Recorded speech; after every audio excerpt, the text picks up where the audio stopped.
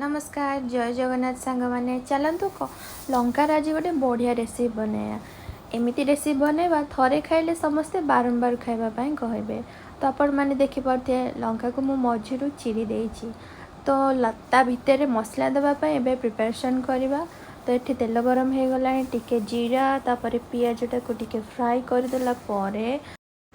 एबे से आमे बाटिकी रखिथिबा सोरिष रसुण जीरा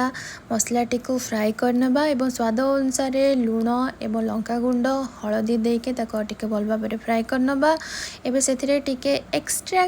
टेस्ट आने पाई मु गोटे सिझा आलू आ भाजिकी रखिथिबा छतु को ऐड करनौची